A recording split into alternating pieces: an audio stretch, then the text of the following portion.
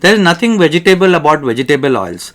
Most of the time what we eat is highly processed seed oils, which makes it one of the most harmful food items that human beings have ever invented and consumed. Keep watching to find out why. Welcome to my YouTube channel, The Healthy Drive. This channel is about your health. This is where we discuss about metabolic diseases and how to deal with them, not by medications, but by lifestyle changes. As I always say, medicine is not healthcare. Medicine is sick care. Food is healthcare. Nutrition is healthcare. So keep watching. The term vegetable oil is somewhat misleading. Most vegetable oils are actually extracted from seeds and grains in an energy intensive industrial process. In fact, if you have a look at a vegetable oil refinery, it looks exactly like a petrol refinery factory. This energy intensive process involves heating the seeds at 1200 degrees centigrade to extract the oils, which are then double filtered, deodorized, colors added before it reaches to the market where you get it from. This process makes these seed oils very inflammatory.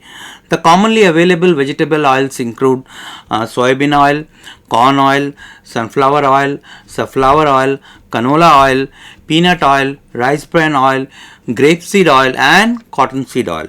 As I always say, nothing in biology makes sense unless seen in the light of evolution. For the vast majority of human evolution and diet, there has never been any seed oil. Today, vegetable oils are nearly in all processed food and used as a cooking oil in most restaurants and homes, and hidden in the processed foods labeled as healthy or heart healthy, including popular drinks like almond milk and soy milks and even baby foods. In fact, these all comprise 20% of our energy intake. They are very unlike the cold press oils which we are traditionally used to for centuries, like the coconut oil, the sesame oil and the mustard oil. These are rich in omega-3 fatty acids, but thanks to the misleading low fat recommendations from the West, which we have also incorporated, our traditional cooking mediums like ghee, coconut oil, cold pressed sesame oil and mustard oil have all but disappeared, and the market is now full of the so-called heart healthy vegetable oils. But these industrially extracted seed oils have a very high omega-6 content, and most of them have linoleic acid. Now, linoleic acid is a precursor for a pro-inflammatory molecule known as arachidonic acid. Arachidonic acid is itself a precursor for biological pathway that creates over 20 pro-inflammatory eicosanoids. Now, these eicosanoids are molecules that signal to the body's immune system to react to perceived damage. They are at the root of many chronic inflammatory diseases. Let me make it simple. You must have all heard of omega-3 and omega-6 polyunsaturated fatty acids. Normally, there must be a balance of the omega-3 and omega-6 PUFAs in your diet. It should be around 1:1 ratio. But thanks to the overuse of these seed oils, the ratio gets skewed and the ratio becomes as much as 20:1. Now, without a balancing anti-inflammatory influence from the omega-3 PUFA, these eicosanoids can trigger increased and chronic inflammatory diseases like autoimmune diseases. What are autoimmune diseases? Autoimmune diseases are characterized by an overreaction of your body's own immune system, resulting damage to healthy tissues like autoimmune thyroiditis, like autoimmune GI disorders. Not only that, clinical studies have supported the hypothesis that vegetable oils is bad for you and is likely to be a key factor in all the modern diseases and modern day killers like heart disease, cancer, all cause mortality, that is death due to all causes, infertility, obesity, mood disorders including depression and anxiety, neurodegenerative disorders including Alzheimer's and Parkinson's disease. I will discuss a few of them today. Let us discuss the number one killer, the heart disease. In my episode number 24, The Truth About Cholesterol, I talked about how LDL gets oxidized and this oxidation prevents its reuptake in the liver. This is known as the oxidized LDL hypothesis. If you haven't watched that episode, please go back and watch it. I have left a link below and also at the end of the episode. Now, this oxidized LDL hypothesis can be reframed as the oxidized linoleic acid hypothesis. Linoleic acid is a component of these highly processed vegetable oils which I am talking about. Indeed, linoleic acid is the most common oxidized fatty acid in LDL. Once linoleic acid becomes oxidized in LDL, the aldehydes and the ketones covalently bind the ApoB, creating LDL that is no longer recognized by the LDL receptors in the liver. So the liver will not take it up, but is now recognized by the scavenger receptors on the macrophages. Now this leads to classic foam cell formation and atherosclerosis and the plaque. Indeed, exposure of the endothelium of the artery to linoleic acid has been found to increase the LDL transfer across the endothelium, which is considered an essential step in the atherosclerotic process, that is the process of coronary artery disease. Now, dietary linoleic acid, especially when consumed from refined omega-6 vegetable oils, gets incorporated into all blood lipoproteins such as LDL, VLDL and HDL, increasing the susceptibility of all these lipoproteins to get oxidized, hence increases the risk of cardiovascular disease. Numerous lines of evidence show that omega-6 polyunsaturated fat linoleic acid promotes oxidative stress, oxidized LDL, and chronic low-grade inflammation and atherosclerosis, and is likely to be a major dietary culprit for causing coronary artery disease, especially when consumed in the form of industrial seed oil, once again, commonly known as vegetable oils. What about cancer? Vegetable and seed oils have been shown to cause oxidative stress, mitochondrial dysfunction, and genetic damage in the cells. Not coincidentally, these are also the key factors promoting cancer. If you look at studies, in this 2009 study, mice with implanted tumors were divided into two groups and fed a diet high in numerous fatty acids.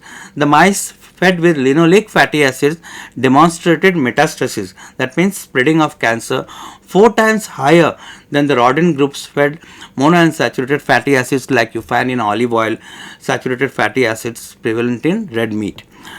A 2010 study found that mice fed with soybean oil had been heated in a deep fryer showed 4 times greater cancer metastasis than mice fed unheated oil.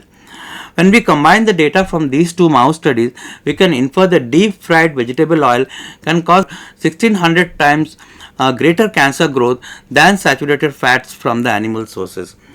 Another study showed that tumors formed once rats consumed 20% of their fat intake in the form of linoleic acid. It's important to stress here that vegetable oils now make up not just 20% of our fat intake but of our entire caloric intake. That means 20% of our total caloric intake nowadays is from linoleic acid, thanks to the seed oils all around us. In the classic Los Angeles Veterans Administration study, participants were split into two groups once again. One group increased the percentage of total fat intake from vegetable oil.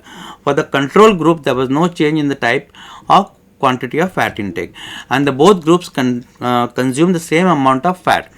Alarmingly, the vegetable oil group was 82% more likely to die from cancer.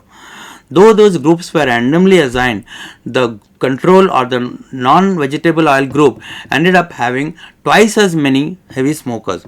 Yet, even with more smokers, this group had significantly fewer deaths from cancer. So what does it mean? Even with smoking, vegetable oils are more risky. All-cause mortality, that means called death due to all cause. In the major 2013 Sydney Diet Heart Study, researchers separated study participants into two groups. Like the study above, the total fat intake of both groups were the same. Yet for one group, the primary type of fat was linoleic acid from vegetable oil and margarine. The other group got most of the fat from butter, oil and fatty meat. Everything else about the diets and the lifestyles of the two groups remain unchanged. Over 7 years of monitoring, the vegetable oil group had a 62% greater all-cause mortality rate. To add more perspective to it, vegetable oil was shown to be more deadly than a sedentary lifestyle and heavy drinking. This works out to a fact that one daily teaspoonful of vegetable oil increases your risk of death equivalent to smoking additional 2 cigarettes a day. The bad news does not end here. Excess of vegetable oils intake has been linked to most other lifestyle diseases like obesity, neurodegenerative disorders, including Alzheimer's, dementia, and Parkinson's disease. It is also linked to impaired fertility. So, what's the bottom line? When considering both randomized controlled trials and using humans and animals as data, as historical evidence, and large scale observational studies, the totality of the evidence suggests that yes, industrially produced vegetable oil is bad for us. I deliberately quoted a lot of studies in this episode so that the message goes out to you that vegetable oils are actually not heart healthy or not as healthy as they are told to be or as they are advertised by the mainstream media. So avoid vegetable oils. I know it is easier said than done. Actually, it may be really impossible to avoid them since it is so much around us in almost all the food products that we see and eat. But an awareness at least can help you to minimize it and minimize your chances to get affected by it. That was the whole purpose behind this episode. Try and use our traditional cooking medium like ghee, cold pressed coconut oil, mustard oil, and sesame oil as far as possible. Avoid reusing them. I have left the links below of all the studies that I have mentioned in this episode. If you have any questions and comments, please let me know. Do not forget to subscribe to this channel, and I will catch up with you in the next one.